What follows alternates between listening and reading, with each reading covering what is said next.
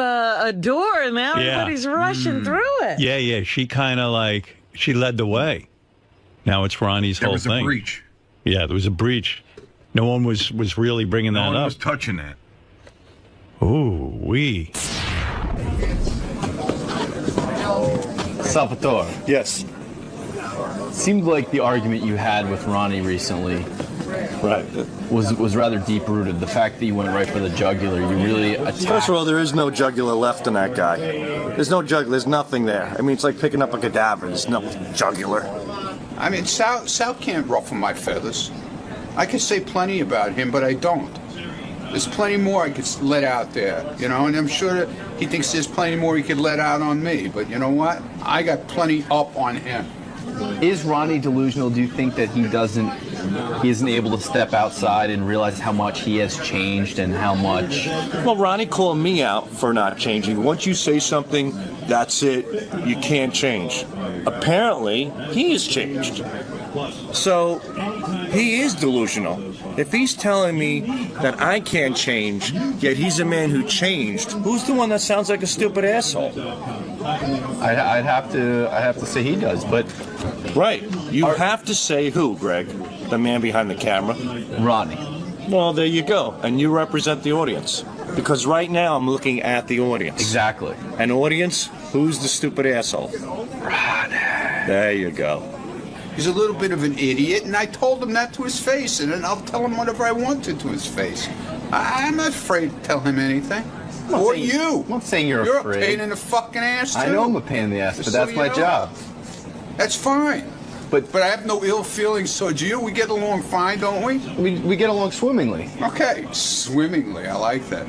But you and Sal, the fact that you were ready to open up these wounds, you're ready to go for the jugular. Well, he started it, dude. Right, but normally if you have an argument with someone that you like, you don't go instantly to such Well, what do you think? words. You got the wrong person, man. I'm not going to stand there. You're going to stand there and attack me. You think I'm going to stand there and take it without shooting back my gun, taking out my gun and shooting you?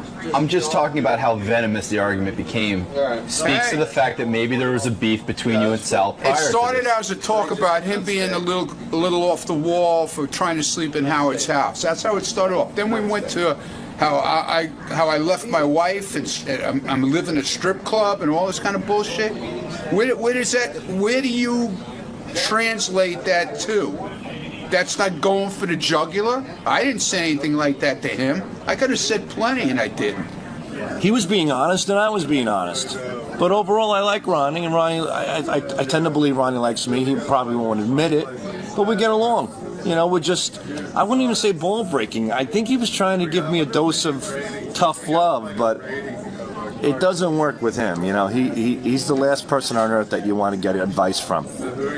You're not gonna take sanity advice from a guy who wears tinted glasses indoors. No, and skin tight belly shirts and turtlenecks, and a man who dyes his beard and wears skull and crossbone T-shirts on the weekends at the age of 62 years old. Yeah, that's pretty bad. And likes a vibrator rubbed against his asshole, and has dreams about sucking dick and getting fucked with the pussy. That's, yeah. You know what, come to think of it, I will take sanity advice from him. You can't take it back. It's coming from a guy who says, last night I dreamt that I had a pussy and a man was fucking me. And he's talking about me taking back shit? If I had a dream like that, the last thing I would do is say it on a show that has 20 million listeners, you stupid jerk off. God, case closed. Captain Sanity, you're looking at it. Yes, Vince. Then we'll get right to the news. Yeah, Vince. Hey, I was watching an old episode of, this is a question for all you guys. I was watching an old episode of To Catch a Predator. And I was just wondering if you guys had a relative, whether it be a son or a father or anything that got caught in one of those things, how would you handle it? Would you disown him? Would you not talk to him? Like, what would you do?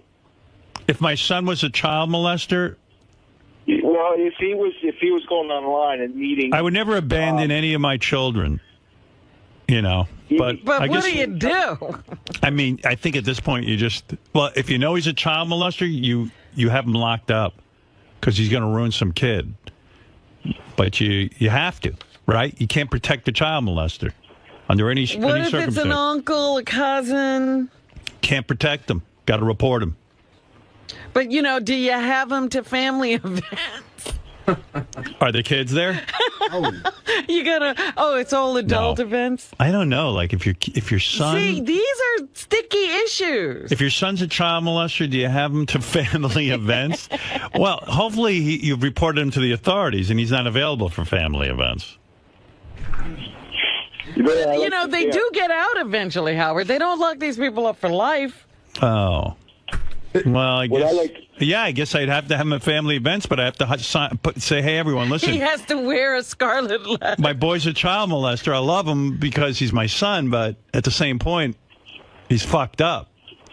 So, enter at your own risk. See, that's the problem. On the show, so many people come through, and then they say that they were molested by somebody, and then you say, oh, did you ever see him again? They say, yeah, I see him every year at Christmas. Yeah. Right. We exchange gifts. It's I don't so know. uncomfortable. Doesn't make sense. Look, I grew up with my molester. Yeah, I mean, Robin. But Robin couldn't get. You needed a father. I mean, not that you needed a father. How do you get your father out of the house when you're a little kid? You can't. That's right. Yeah, I mean, that's a different situation. He's asking if your dad found out you were the child molester. What do you do? Well, you know what? I was looking that last week. I did that story about the guy they arrested, and he had porn on his phone, and his zipper was down, and they thought he was one of the guys molesting women in Queens and Brooklyn. And it turns out that they had to let him go after the story broke. But he was still out there in the middle of the night with his zipper down and porn on his phone. Yeah, but he was just doing it by himself. He wasn't harming anyone. So I want to know what guy. How do you treat him at Thanksgiving? I want to know what guy doesn't have porn on his phone. Yeah, but you're not outside. Give your dick out of your zipper outside. Oh, well, that's tough. That's when you know something's wrong. But so the point is, okay, say you have a son, and your son's a child molester. Right. And he's been convicted. Right. Done his jail time. Right. But in your mind, you know he did it once, and so now you have family gatherings where there's kids there. What do you do? I think you say to him, "Hey, son, you are a child molester. I can't have you around children, and evidently you don't know how to conduct yourself with proper behavior. But I'm cured. And so we can't. There's no cure. It doesn't matter. Doesn't matter. I can't trust you in those situations. Sometimes your kids can't be part of everything. It's a tough thing to say, but you got to say you it. can't meet your cousin or Right. your uncle. Your cousin's a very hot 5-year-old.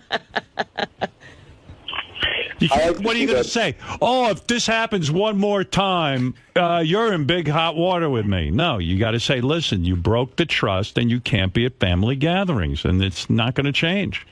And if the kid can't handle it, tough shit. That's the consequence. Go ahead, Pat. You have the last word. Yeah, Howard? Yeah. I want to ask Robin, if, on her free time, does she ever go out to the bars or the clubs in New York? No. Sure she does. She's lying. Why would you say no? I don't do it on a regular basis. He asks if you ever go to bars and clubs to meet guys. You do. You have a pack of gals you go with, and you. But I haven't done that in a long time. Maybe why, I've you turned embarrassed? over a new leaf. I don't know. I just haven't done it. Why did you lie to him? That's not like you. Do the guys hit It on her? just seemed like the right answer at this moment. No. Do the guys hit on her when she's out there? Sure they do. I mean, she is attractive. When you go on YouTube, they show pictures throughout the years of Robin. I don't particularly care for her in the WOR days, but she cut her hair. You mean WNBC days? No, WOR on the shows. Oh, she looked cut lovely. her hair too short, but as she got older, I like that look with that short little afro, the flat top. That was one of my favorites. I thought I loved your hair like that. She'd wear dark glasses and the flat top and big titties.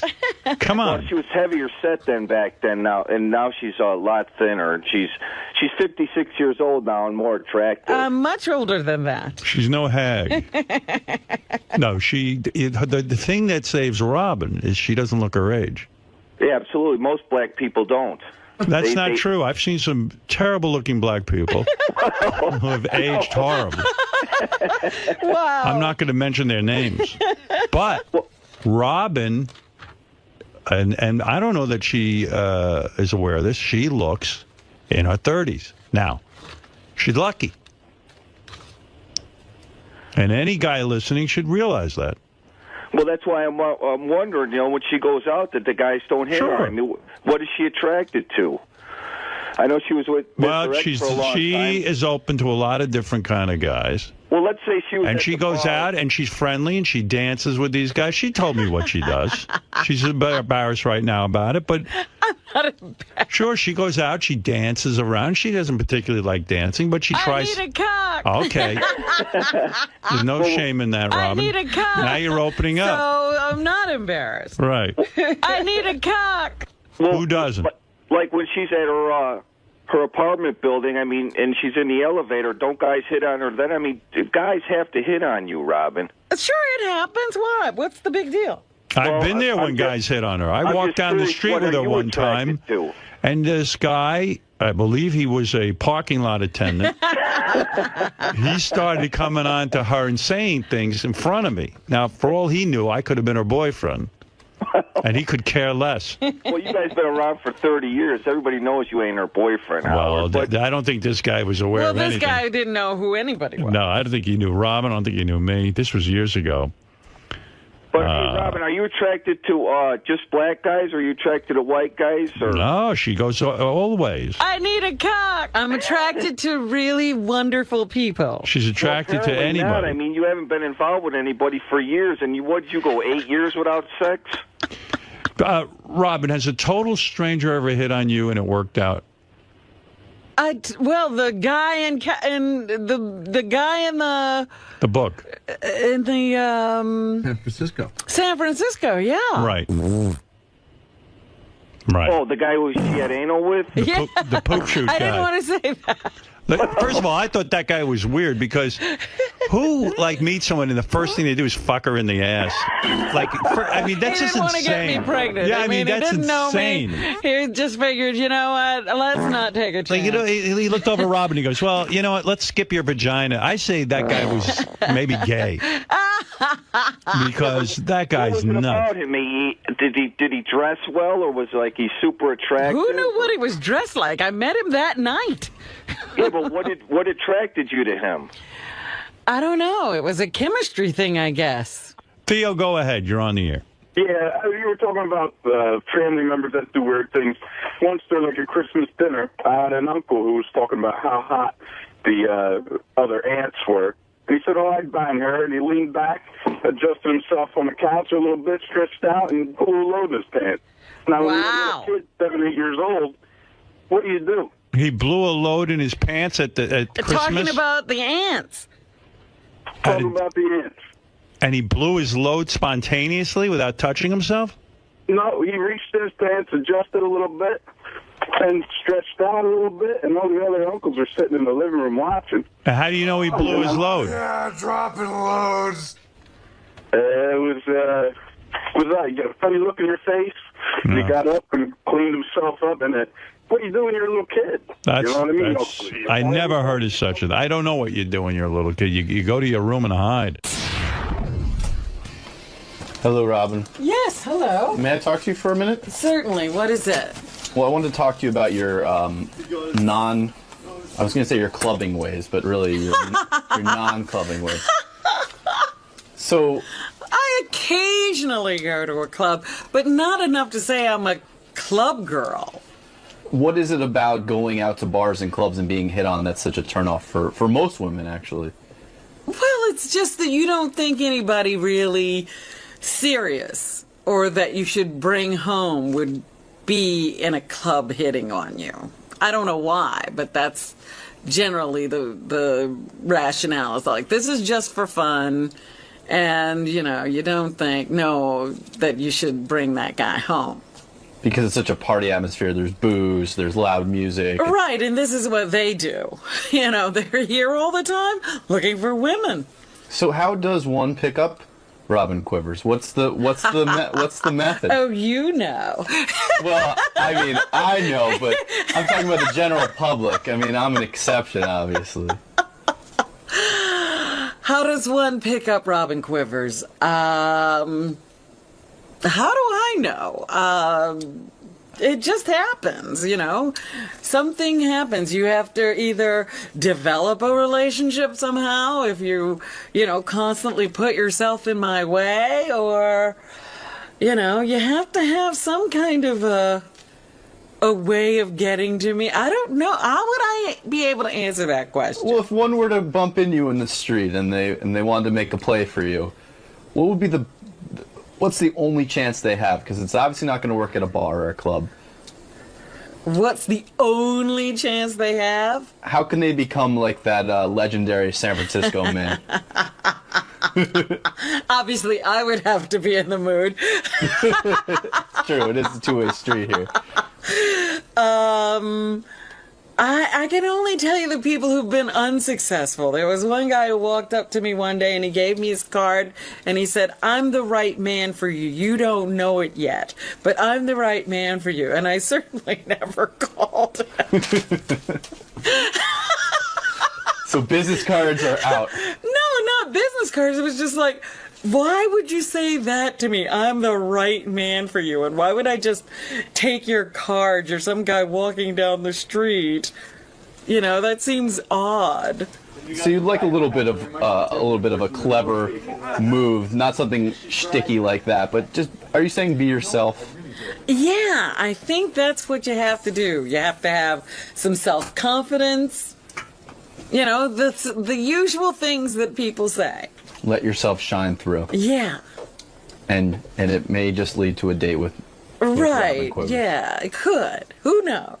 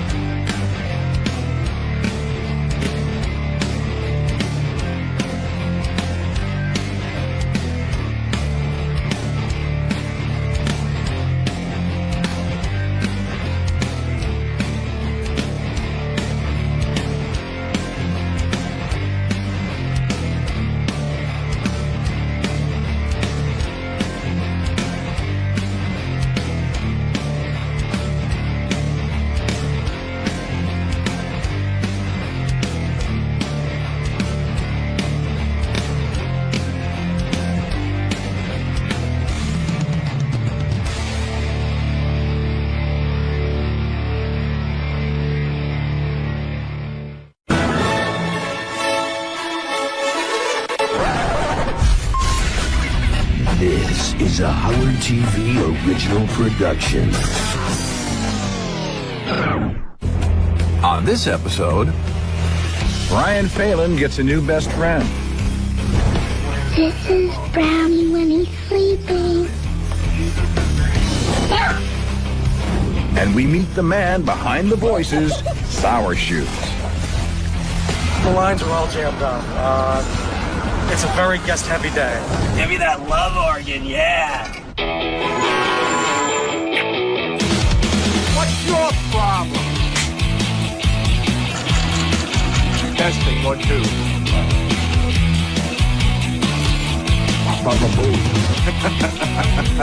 Yeah. Hell yeah.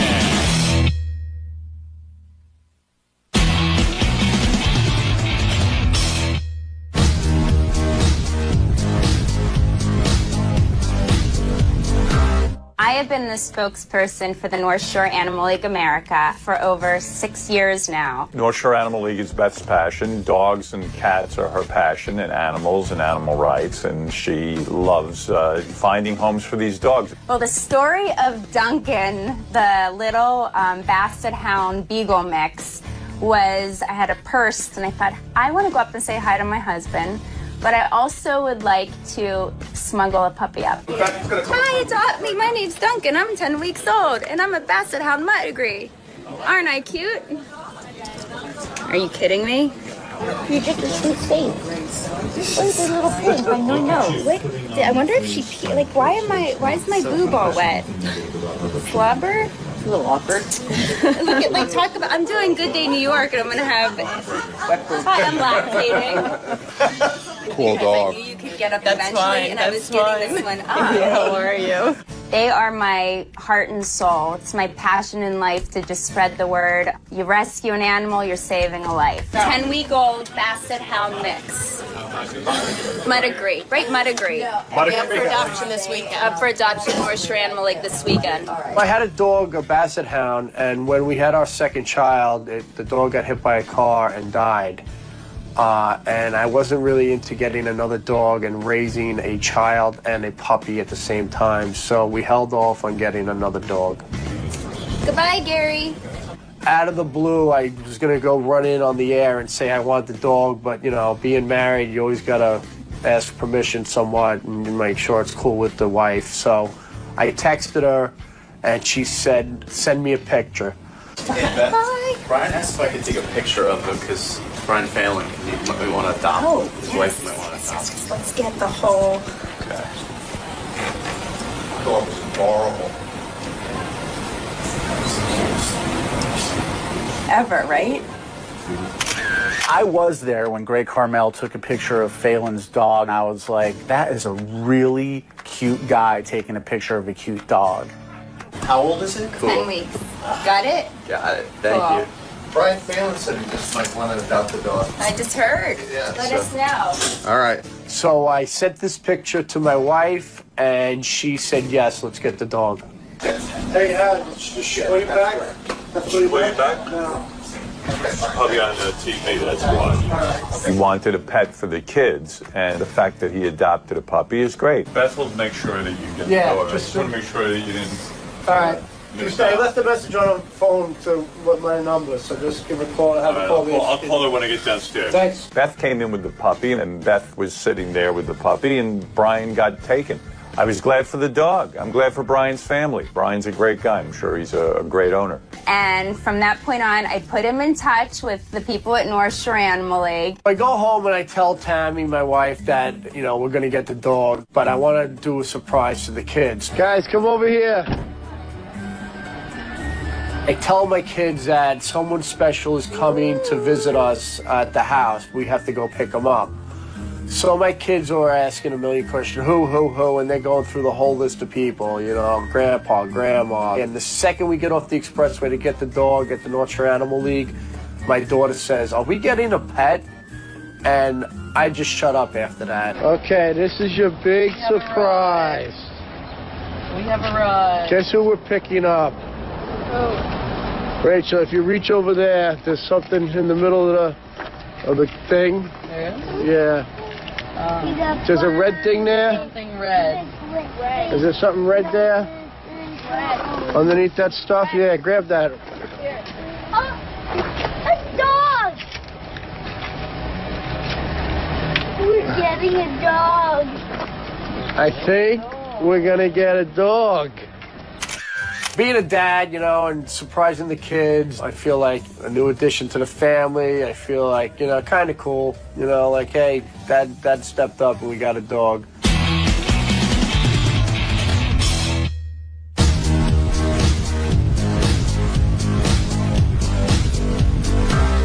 It's a great day when you're walking into the office at 6 in the morning and you hear, you can sing. Good morning! Yeah! I knew for sure it was Sour Shoes as soon as I heard that voice. So I turned around, pulled out my camera. What's up, Sour? You can talk. It's video. Where's Pharrell? He's right here. Yeah, amazing last night. 4 hockey games. I got them all right. I got the Bruins score right. I had the Lightning over my Penguins. They wouldn't shoot the puck in the 4th and in the 3rd period. As soon as I got up to the control room, I told the guys that Sour Shoes was outside. I immediately dispatched the crew. I'm trying to get this all wired up. The first thing Sour Shoes does is he gives us a tour of this horrendous looking car. I believe that car is a Valiant, by the way. It's just this old car, and inside is junk, almost like he's sort of a hoarder slash homeless slash musician going on the road to tour. Come on in. The ward is fine. This radio is AM radio, and I think Frankie or Steven, my big brothers, put this tape in. This is the Beatles 67 to 70. Hey, cousin.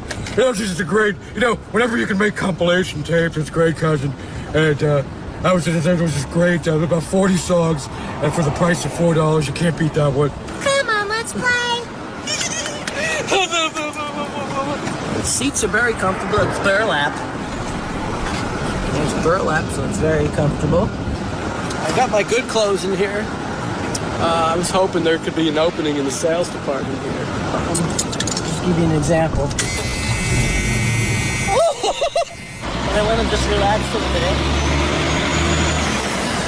I go in the back seat like Hollywood. One of the oddest things that we saw in his car were these coloring books that Sour Shoes had, but they're not like your everyday normal coloring books that you would give to kids, but he really seemed very happy and infatuated with these demented coloring books. And then I like to serenade for a little while. The guy even has an old school telephone in his car. Yeah, I have this again. This one's rigged up to the carburetor, and I'm able to get callers coming to the phone lines. They're all jammed up this morning. Where are you calling from? Oh, Sheboygan. We've got a prize package to the Sheboygan Sausage Festival, Alan 𝗛𝗄𝗿𝗏. It's an all-expenses-yours trip. How does that sound, caller?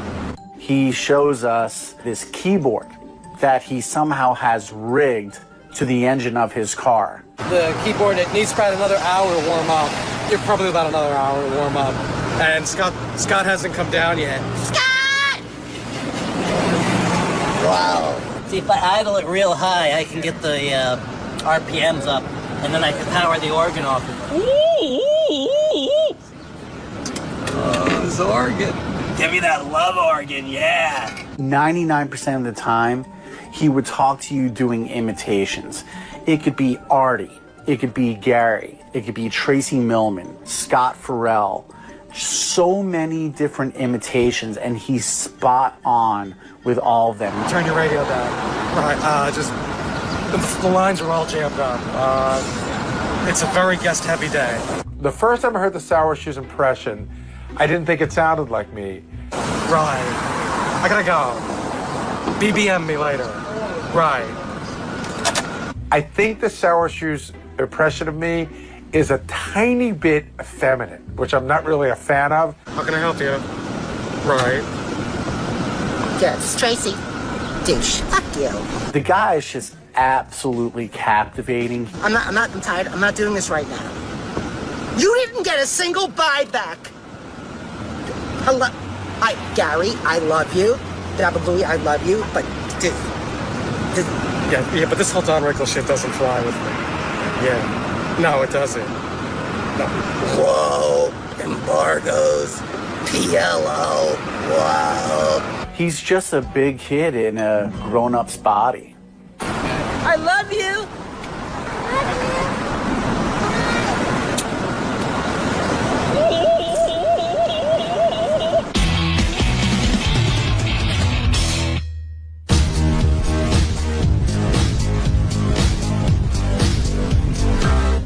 All right, I'm at the North Shore Animal League, and I'm here to pick up Duncan the dog. No. Let's go inside and see what we got. Right, kid? Yeah. Come on in. That day, there was an event going on at the North Shore Animal League, so we walk in, and there's, a ton of people and a ton of animals and just dogs everywhere. I was never going to guess, and I did. You did guess. You guessed right. And what is it? A dog. A dog. That's right. Are you psyched? Yeah, you excited? You can have a doggy? And the woman from North Shore brings over the dog and introduces us. Hey, here we go. Hey, hi. There's your doggy, Rach. My daughter is very excited, but very timid because she's never really had a dog, so she doesn't know how to react to it. So she didn't really want to touch it at first. Okay, you don't want to hold him? I would love to hold him. The dog was just so cute. I mean, it was so small. It was 10 weeks old. See, look at these paws. Look. Yeah. How you doing, buddy? Right, you are a cute dog. Oh my gosh, he's so cute. Look how cute and little he is. That's our new doggy. Look, he just got him a little bandana. There you go. Cool. I knew that that dog was going to go to an amazing home.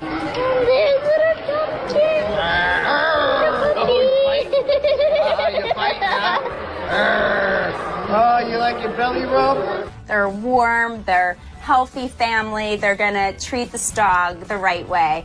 And if Brian had any questions, he knows who to ask. So I felt like keeping it in the network of family, it makes it even better. All right, so I got the dog, here he is.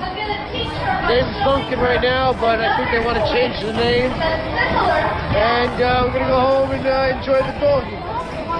So thanks for everything. Goodbye, doggy. And we brought the little guy home. There you go. Hey, look at how small you are. He looked like a squirrel in my backyard. It was just crazy how the size of what he was. Look at how small you are, you little doggy. Brownie, look, boy, look, Brownie. I put the camera down, and unbeknownst to me, my daughter grabs the camera and just starts filming a ton of stuff with the dog. Hi, everybody. I'm Rachel, and this is Kevin. And we are going to be videotaping a new member of the family. He's 10 weeks old. It's a boy. He has a cold. And it's Brownie! The dog's name was Duncan, which I loved. I thought it was the perfect name. He looks like a Duncan. It was just awesome. And the kids weren't happy with that name. They didn't like him at all. And of course, being a father, you have no say. And the kids just overrule, and they named the dog Brownie. This is Brownie when he's sleeping. There he is. And this is Kevin's dirty face. And there's Kevin. Show Kevin's dirty face. And there's Mom. Is he sleeping? There he is. He's so cute. She's her own little camera person now. She does better work than me. Once again, I'm Rachel. Goodbye. Brownie, say goodbye. Brownie! My first dog I had, I never caged, but everybody told me to cage the animal. It'd be easy for training it. So I got a cage, and the first thing I did was I put a 𝗦𝗵 pad in the cage as a layer, like a blanket, to be comfortable instead of just nothing. Those little 𝗦𝗵 pads have a scent that dogs know to pee on it. And Brian couldn't understand why the dog was peeing where he slept. Well, he had the 𝗦𝗵 pad in the crate. I don't think anyone else but Brian Phelan would do something like that. I'm not even going to explain the ridiculousness of that action. Brian, the crate isn't for shitting. You don't want the dog to shit in the crate, but you're putting 𝗦𝗵 pads in the crate? 𝗦𝗵 pads make dogs pee and shit in there. Now that he owns a dog, he knows everything about dogs, and I'm some kind of idiot. Why would you put a 𝗦𝗵 pad in the cage with it? Because I wanted something that they could lay on that would be comfortable instead How about of a just bed? How about a towel? People get upset with these dogs. They go, "Oh, the dog doesn't do the right thing. The dog's a mess. The dog, pisses on the floor, pisses in the cage." I do. I have a towel and the 𝗦𝗵 pad in case he did go to the bathroom. The 𝗦𝗵 pad doesn't. No. The 𝗦𝗵 pad says to the dog, "Go to the bathroom." Why are you using 𝗦𝗵 pads? Bring the dog outside. I do. Yeah. I brought the dog And if home. you're going to put a 𝗦𝗵 pad somewhere, don't put it in the cage where it sleeps. After getting on the air, the wrap-up show has me on to talk about it. So did you think Howard was pissed off at you this morning? Yeah, he was yelling at me the other day. He told me I didn't know what I was doing because I put the 𝗦𝗵 pad in the crate, and you're not supposed to do that. That's where they sleep. And he goes, you don't know what you're doing. I got to get you a trainer, blah, blah, blah. He says I needed a trainer to train the dog. But having 3 kids and having a dog before, I think I could handle training a dog to go to the bathroom outside. Because all my kids go to the bathroom outside. Like, I have 3 kids, and I had a dog before. I know how to train something, Like anything, if somebody has a dog or somebody has a child, they all have to give their opinion. It's the people. It ain't the dog. The dog is perfect. The dog will do whatever you want it to do. You got to spend some time with a dog and train them. He's a good dog. We love him. It's very cool to have a dog again. I'm very happy. This was a successful adoption. I love the 𝗵 family. This dog is in an amazing home. The updates I get are just so joyful for me to hear. And it was just a home run all around. Makes me so happy. Overall, taking the dog from the shelter, I think was great. He's a cool dog. He's great with the kids. They all love him. Everybody loves him. You know, he's just such a cute dog, you know, a little hound dog. And he's part of the family now. He's one of us. He's a 𝗵.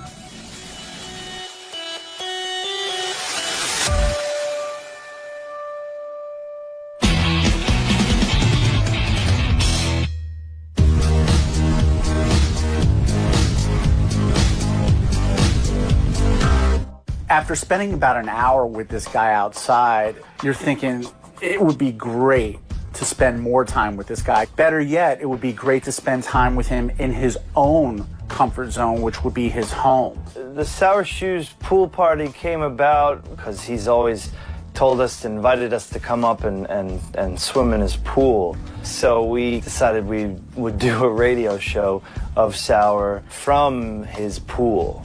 I said, gee, he's so entertaining. Maybe we should put him on the radio, see what he does. And that's the beauty of satellite radio. You can do things like that. On terrestrial radio, I never could do that.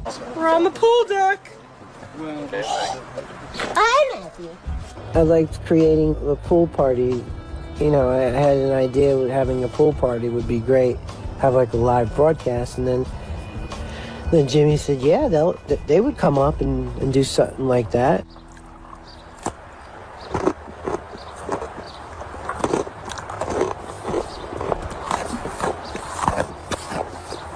What a beautiful evening. Humidity seems to have departed. 79 degrees.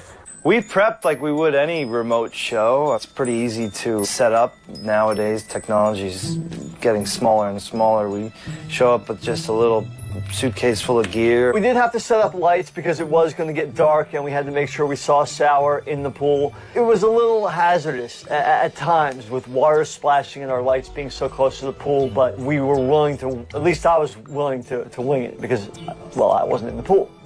We were just, you know, extremely careful and made sure that everything was kind of as far away from the water as possible. The 𝗬𝗪 Radio Show. Looks like we got some song requests to you. Those that are on your mind. Yeah, we got some fun. Everything that you could possibly ask for in the next hour. 𝗬𝗪 Radio Show. Yeah, now 𝗬𝗪 Radio takes over Hollywood 101. Oh, I love that intro. I do love that. 𝗬𝗪 101, 888. Give me a call. We'll get your requests on tonight and try to get your prize packages out to you. Yeah, just sitting back and relaxing here in the pool. Everything was working for hours before the show started, and of course, 7 p.m. hits, we go live, and 90 seconds into the show, the keyboard craps out. Kick it off alongside the music. Yeah! Oh, our keyboard's wet. He has this antique keyboard, I would say almost. It's like an 80s Casio that he's just been using all these years. I play a 1989 Casio. Let's go up to the phones. Pookie!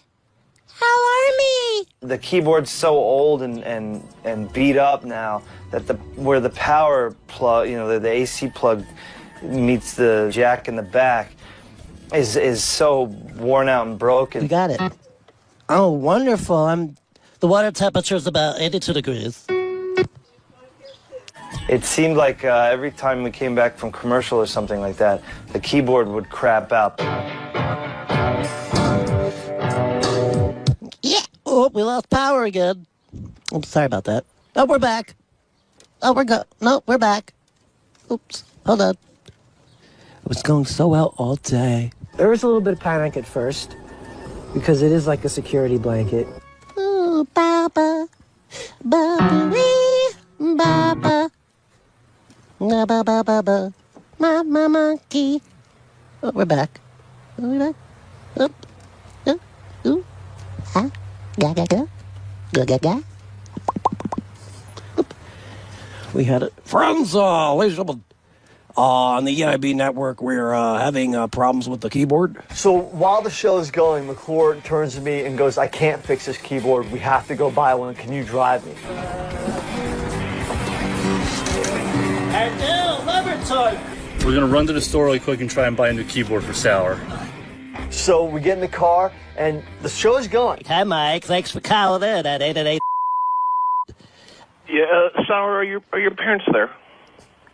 Yeah, Mr. Langford. Mr. Longford. They're in the living room watching TV. This is... Yeah. Radio show is happening, whether McClure is there or not to produce it. And we drive off to try to find the keyboard. Oh, my God. Come on, quick. It's live, man. There's no time for a break. But if we get back in like 12 minutes, we got another 30 minutes left in the show. If we can get one more good segment of him playing, that's cool. The show is still going, and we're speeding through the country roads, and we have to get back in time. How are you guys? You still open? Yeah. Do you have Casio keyboards of any kind? No. Oh, fuck. You have any keyboards at all? No. No keyboards. Hold on. I'm going to try Goodwill. Fuck. Nothing. They got drum kits. I did notice a keyboard store up here. Do you want me to check? Yeah, is there like, back in those 80s, like the stores in the mall with the pianos? Let's try the keyboard district. The keyboard district. Unfortunately, it's not 1985, and Radio Shack doesn't sell keyboards anymore. Gonna say goodnight. Thank you all for sticking with me through the water-soaked keyboard extravaganza. And you can order your coloring books. Do so, please, and we can color together next time. Bye! Oh, that was nice. It was a good recovery. Sorry about all that. No, it's not your fault. It sounded really good most of the day, and then I think I may have fried it by throwing water on it when I jumped in to catch the. When I jumped in earlier, splashing everything in sight. Jesus Christ. Okay. Sorry. We made it. No need to bring the Lord into this. Sorry. And then Sour had one last request. All right, Mikey, we're going to head on out of here. Anything else we can do before we leave? Can you tuck me in? Only because you're such a good sport. Let's go. Really? Where are we tucking you in? Sour Shoes is a very, very talented guy. I don't know. I mean, he's entertaining. Really? I'm scared. Could you put the blanket back on it when you tuck me in? Okay. I think he's a savant musically. I think he's incredibly talented. His knowledge of music is unbelievable. I really enjoyed the guy. I mean, he's a little off, but he's very endearing. I think he's super talented, and I think he's a real talent. I mean, he's a really funny fella. All right, Mikey. Have a good night. Thanks for having us out. I love you. We'll see you soon. See you in the morning, hopefully. I think Sour Shoes is an amazing talent. Yeah. Seems normal. So I interviewed Sour for this show that you're watching now, and I said to him, I'm going to fire off people on the show and just do the impression. And it was pretty cool. Gary. Right. Here's the deal. He was on the show. I never said that about the Bush administration. Never. I wasn't a huge Bush fan. No. Douche. You. No. Fred. Lumber liquidators. We probably should take a break. Hi, bitch. Hello. Hey, how are you? Marianne. Oh, that's fabulous. I love you. And Howard, Robin, I'm gonna throw you a bachelorette party. Gary, retard. And I want to come to from Seattle because I'm in Oregon for sandwiches and chicken. Hello? No, Federated Corporation. I'm to talk about it. And that's you. No, man, you shit's dope. Well, I didn't think it was. I didn't think it was funny at all. But no, I never said that.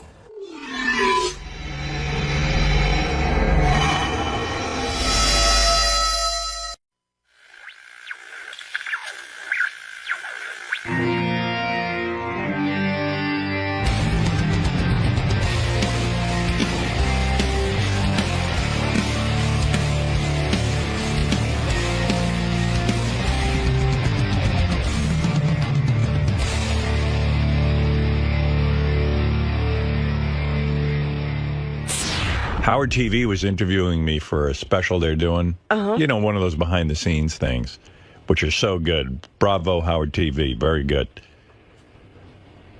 They were interviewing me the other day. A couple of our guys have some really weird tattoos that work on the TV side of Is things. that right? I didn't know that. Yeah. Well, Richie Wilson's got that whole sleeve. Well, yeah, I know Richie for a long time, and I know he's been working on some things. The tattoos are taking over his body. It's like it's his whole identity. He's sort of like the tattoo guy now. I knew him like he was just like clean. Like he was bare. Yeah, and it was like, it's weird. Like, I don't even get, like, I know like tattoos sometimes mean something to people. You know, they have some significance. Yeah. Even though I find it hard to come up with something that meaningful. Me too. You know, like, I'm like, gee, I wish I was that passionate about something.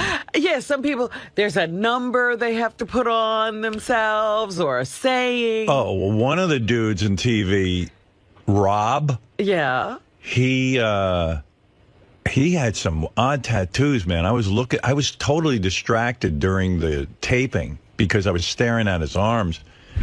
And I didn't know what the fuck Rob had on his arm. It was a major, big thing. And then I said to Gary, what's with that guy, Rob? He's got like, and he goes, oh my God, you don't know?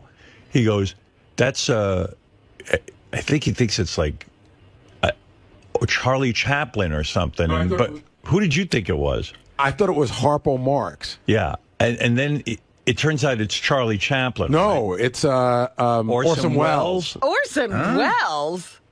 Yeah. He's got big curly hair. Tattoo of Orson Welles. Yeah. And where's Rob? There he is. Oh, there he is. There's Rob, man. You got to check him out.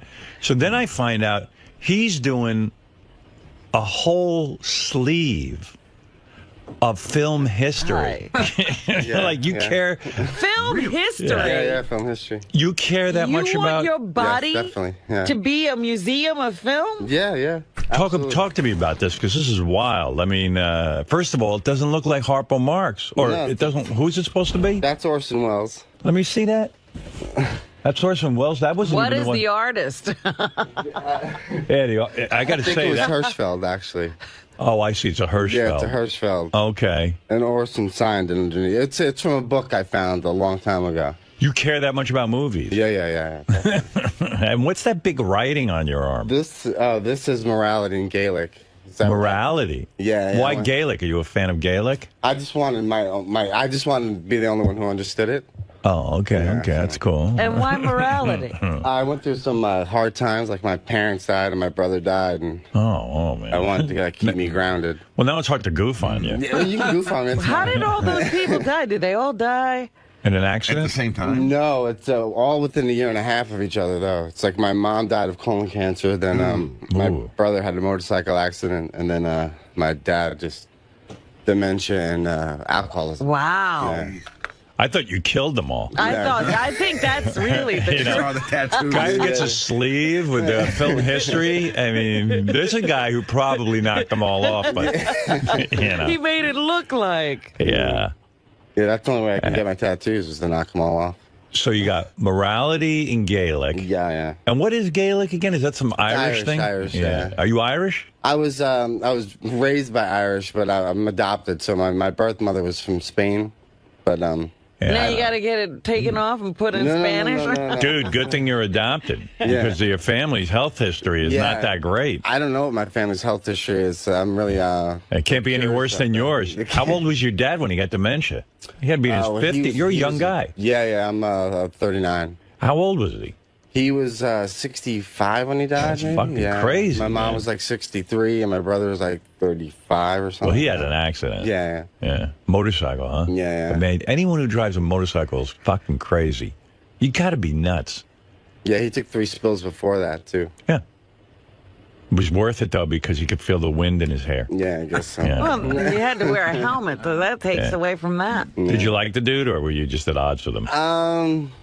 Sometimes. After my mom died, you kind of see the true nature of a person. And he kind of wrote my mother and my parents off beforehand, but after they died, it was time to cash in. Oh. So that's when we were at odds with each other. Oh, you mean he came back for the loot. He came back for the loot. Oh, so Yeah. you didn't like him that much? I felt bad for him. He's like known as the lovable loser kind of a guy. Yeah. He was sleeved too. Film history? No, he had like what was Scrabble? it? Japanese stuff. Anime. He was an anime fan? Yeah. He had the whole the history of anime, Japanese anime. Yeah. So we're talking to him the other day. By the way, what's that big... He's got this giant new tattoo, the new one. And I said, what's that? He said, oh, that's Battleship Potemkin. Isn't that the movie they force you to watch in film school? Yeah, that's the one. So, that horrible movie. I missed that one. Oh my God! Battleship Potemkin. The reason they show it to you is because it was one of the first films ever made. Like D.W. Griffith or somebody made it. Sergei Eisenstein. Oh yeah, who is it? Eisenstein. Eisenstein. Yeah, because the one I always got to see was that. Train robbery. No, it was the D.W. Griffith one. Yeah. Birth of a Nation. Birth of a Nation. Well, this is even worse. Really? It's almost like a series of like intense scenes of battle. Isn't that the one where the baby goes down the carriage? Yeah, down the steps, and it doesn't make any sense. But wonderful. But everyone's all proud of it because it was one of the early films. They still have it. But like, I'm surprised watching some of these early films that the whole film industry just didn't go away. People just go, "This is bullshit." This But moving that's pictures. the thing. When you start something first, people are just fascinated that there's something moving in front of them. Can you imagine putting the entire Battleship Potemkin on your arm? Why would you do that? You didn't even like the film, probably. I love it. I love it. It was a big influence for Orson Welles. So that's like. Why do you love Battleship Potemkin? The stylizing. I mean, it's so stylistic and it's so expressionist. So it's Transformers. Yeah. You hate Michael Bay. I hate Michael. He's not going on your arm. Why don't you become a film director? Ever. You're way into film. Said you're taping my stupid interviews. No, are you kidding? This is a dream job. That's his Battleship Potemkin. That is a dream for me to direct movies, Right. like Dogma style movies. What's that? It's a Danish experimental filmmaking. Lars von Trier. Are you gonna? Oh, that crap. Are you gonna put that on your arm? Lars von Trier. Lars von Trier's going on. What are you gonna put on from Lars von Trier on your arm? The Dogma logo. It's a That's pig. another movie you can't get through. It's a pig with the asshole as an eyeball. How many times have you watched that movie? Well, it's a series of movies. There are these movies made under 10 specific rules called the Vow of Chastity, where it's like available lighting, no script, no. Why do they shoot with available light? It's just to be stupid. Yeah, I mean, like, there's lights. Why not use them? Well, it's also like to gain the natural, feel of a space. Without a story. Oh, that's perfect. And you've watched this more than once? I've watched, yeah. There's like probably 1,000 of them now. And you've watched them all? Not all of them, no. Pretty much all top of them. 10. Yeah. He's trying, though. Yeah, I'm plugging through. And what's that big thing on your elbow? That's looks like Chaplin. That's Yeah. That's Charlie Chaplin? Yeah. Modern Times. What happened to him? Oh, I see him. Okay. That's there, a I got face? him. Wait. It's a whole body. It is? It looks like a big Modern apple Times. pie. No, he's sitting on a gear. Yeah. Charlie Chaplin's on top. Dude, you're fucked up, man. Thanks. Wow. Look at that. I'm doing the interview. I'm staring at his arm. I'm like, there's a story here. So I got to cover up next time. I mean, it's unbelievable. People with the tattoos and they care about shit. I don't care about anything that much. I mean, you know, I put, like, when I got married to Beth, I put the B on my finger. Right.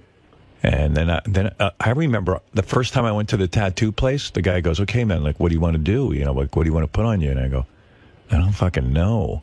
He goes, well, why don't you look around? I go, well, I mean, you know, aren't you supposed to do something that means something to you? He goes, yeah. I go, well, so I put this sign for Capricorn is this weird little thing, a symbol. First of all, I don't believe in astrology. I don't give a fuck that I was born in January. I have no passion about my birthday or my birth sign. The date or the month or anything. So I get a big Capricorn symbol on my arm, like an idiot. And I'm the guy who's always said, don't put something stupid on your body. And I went and did something stupid. It's hard not to. And every time I look at it, I go, this is so dumb. And then I was so freaked out that I was doing it. I did it in brown instead of blue or black, which because I was hardly committed to it. I was just kind of wishy-washy. I thought if brown, no one will notice it. You know, I mean, it was a hideous color brown. And then the guy goes, well, okay. And then I went back and I said, can you cover this up? And he goes, well, what do you want to put on it? I don't know. What can you make out of this? This was a woman named Kate. She goes, well, what do you like? I go, can you turn it into a dragon? Now, I don't give a shit about dragons. You don't like dragons. You're not into dragons. At all. I don't collect pictures of dragons. I've never gone to a dragon movie. There was one dragon movie I went to. I hated it. I don't know anything about dragons. Put a dragon on my arm. But she said she could convert it into a dragon. So now I have a dragon on my arm that I have, and it's half my birth. And then I go to people, oh yeah, it's a dragon, but like you can see my birth sign in it. And I'm like, I don't care about either one of these. Right. It's an idiotic tattoo. And then while I was there, I said, you know, one guy I went to, I so was void of what to put on. While the guy's tattooing, I look at his pinky, and he has this weird little symbol on his pinky with fire coming off of it. And I go, hey, what's that? That looks pretty cool. He goes, well, tattoo artists, people who actually give tattoos, many of us put the Om symbol on our pinky with fire. It's sort of our thing. I go, hey, put one of those on me. So you're not a tattoo artist, but you have the symbol. I don't care about Om. I don't care about fire. I don't care about any of that. And all of a sudden now I've got this Om symbol on my pinky, and people even go, hey, that's really cool. And they go, what does it mean? I go, oh. I said, Om. They go, what? Om. And they go, Om. Because you can hardly explain it. Yeah. You know. I have no explanation for any of my tattoos. You don't have morality in Gaelic? No, I don't have any words that I think I should put on me or anything. I usually look at something and go, oh, that looks okay, put it on me. I would get way more tattoos because I want one like right here near my wrist. And, I'm like, I don't have anything like, you know, I could put the kids' names on there because I love my kids, but I don't know.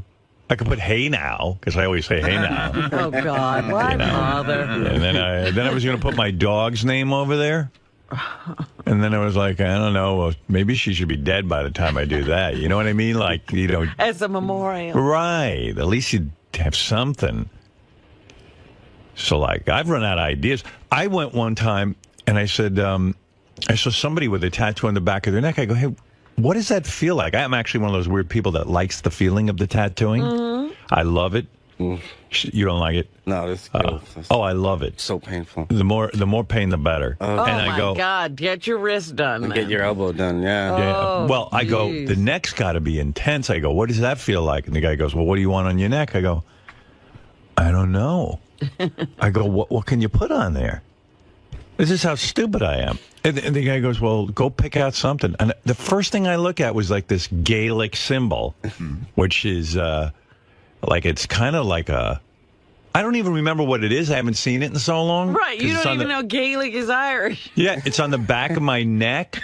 And so I said to the guy, go ahead, put one of those on. Slap that on me. Same guy said, put the Om symbol on. So he goes, okay. And then all of a sudden my head's vibrating. He's like, and the back of my head is vibrating. And he was done. I never saw it. I never looked at it. Right. Right, because how can you? No one Gotta ever get a sees it. mirror. Only ones who ever see it is sometimes some chicks I'm banging, you know, and back in my single days, and Beth, of course. They see it. And that's it. Maybe a hairdresser or two. Yeah, hairdresser. Because no one's back there. And I don't even know what it is, and it's dumb. I wish I had like a word running back there or something cool. But something I cared about. And then I meet these people like Rob. Who have all meaning. Yeah, like oh, wow, I'm so into these Swedish films and Charlie Lars von Chaplin. Trier. Yeah, I mean, it's like, wow, are you really that into it? Yeah, I guess so. I'm psycho. Yeah, what else are you next planning? He wants a whole sleeve of movies. Yeah, now, yeah. What movies? What's the next thing? The Metropolis robots going on the arm. Then something from Kubrick. Can it be anything contemporary, like The Godfather, even though that's already a couple I'm years going to old? Kubrick. I'm going to the Killing. Probably something from that. No What Alfred about- Hitchcock? Yeah, there's something maybe in there. I think you're running out of room to. Although on the other one, why don't you just do the top 5 grossing films of all time? Oh, no. Yeah. So, No about money. so weird. Yeah. How about Just Green do Lantern? I like that. Spider-Man. What about private parts? Yeah. What about a Private Parts memorial on one arm? Not your favorite. No, I mean I love the movie. It's Great just, movie. Yeah. It's just better than that You're not shit. putting Ivan Reitman on your arm? It's better than Potamkin. Put the Ghostbusters symbol on. Yeah. Wowee. And then, like, Richie Wilson has a whole sleeve, and he got it slapped on so fast, I don't think he even knows what's on there. Right. Does he even have a theme that no. he's working on? There's no theme. It's just madness all over his arm. I heard Richie's getting one taken off. Oh, why? No one can tell what they are. Why is he doing that? I don't know. Somebody just said he's getting one lasered off. You mean like it matters? Look at his fucking arm. You Makes can't. a difference? Dude. Wait a second. What mic is it? 3. Okay, yeah. There's one on the back of my neck. Yeah. I'm getting lasered. It is the most fucking painful thing you can imagine. But why are you taking it off? Nobody cares. It's just one I regretted. That's the one I regret. What is it? What is it of? It was. It's the year of the dog. The year I was born. It's stupid. It's stupid, but all that other shit on your arm is just as stupid, isn't it? But I like the other stupid. You do? Yeah. What is on your See arm? the one on the back of your neck? My arm is like all like I like the 50s, so it's all like the 50s inspired pinup girls and all that kind of. Look at Rob. Rob's like, Dude. Yeah, 50s pinup, man. Yeah. Cool. Maybe I'll do that. I'll do that on my cock. We can bond in stupidity. Is that what that is? 50s pinups? Yeah, it's like pinup girls, like the old, just like all the old, like the original, like the old school. You got that Betty. What's her name? Not Betty. Betty Page. Betty Page. Sort of. There's an artist called Coop who's famous for devil girls. Yeah. So I have a devil girl doing a Betty Page pose. Yeah, because you kind of look like a throwback to like Bunch of those things. sailors. Yeah, I like that sometimes stuff. I'm looking at you and I'm like, he's like a sailor. And you actually think one of them is dumb on the back of your neck? Yeah, it's a Chinese symbol. It's stupid. Should just left it there. I've never even noticed that when you have so many. Because it makes you wonder, like, in China, do they get American symbols? You know, No. it's stupid. So it hurts, though. That laser burns Yeah, I like heard you can't imagine. The laser's It's the worse thing. than getting the Holy tattoo. shit! It Tattoo doesn't hurts. hurt. No, I like that feeling. It's Right. a great feeling. But that laser, it takes 3 seconds. It is the longest 3 seconds of your entire life. Wow. Does anyone in your family think you're fucked up for putting a whole sleeve on your arm and everything? Not because the way that they think of it is there's worse things I could be doing to myself, like Right. drugs or. What do you think you're trying to do with that whole thing? Like claim your body for yourself? Like say I'm an individual or something? No, just something I always liked as a little kid. I was always drawing on myself and. Right. You love it. Body's a temple, so I'm painting the walls. Sometimes I looked at Richie and it's like, man, he's not even like a white guy. It's like he looks like like his arm looks. The Illustrated Man. Yeah, that's weird. And that movie is weird, Illustrated Well, that's Man. the thing. Some guys get so many tattoos, when they take off their clothes, they still look like they're clothed. Yeah. Do you think Rob's tattoos are weird? I do. They're different. They look like random scribbles See, I like of a color. man. I like bright color. Yeah. So I'm not a fan of the black and gray, but he's got it's original. That's what I like about it. Yeah, it's original. Yeah, nobody else is going to do that, believe me. There's another like Howard TV guy who's this guy Lee. He was walking around, and I thought maybe he's too young to have been in a concentration camp, but he's got numbers across his arm like a concentration camp guy. Oh, my goodness. And he's another one, and then like you're like, oh wow, maybe he had grandparents who were in a concentration maybe he got his old, his grandparents' number put on his arm. Yeah, but anyway, Gary, what's his story? Is that his birthday or something? He's got numbers, but they're like concentration camp tattoos. No, it's also, I think it's deceased relatives. Like it's a grandfather and a father. Yeah. It's the dates of their death. But again, Jason and I both went. Like, he looks a little young to have survived the Holocaust. Right. Then we found out the Howard TV guys are way into tattoos. There's another guy. He had, Steve Brandano draws. I don't know if you know that, but he sketches and stuff. Yeah. So he had him sketch him a pepper shaker. And he's got a pepper shaker on his wrist here because his dog died and his dog's name was Pepper. Who did that? Chris Gagliardi. Fire Chris. I mean, really. A pepper shaker. I'm thinking people are just looking for stuff to do. I brought my camera today. I was going to do some portraits of people if they wanted them, but I don't have my tripod, so I can't really do a good one. Oh. We have back in there if you need. You got it now, but I need a tripod that... I need a special tripod. And there's the pepper. I sent... Oh, that's the pepper shaker? I can do it handheld, but I'm a real artist. I like to do it on a tripod. Nice. Yeah.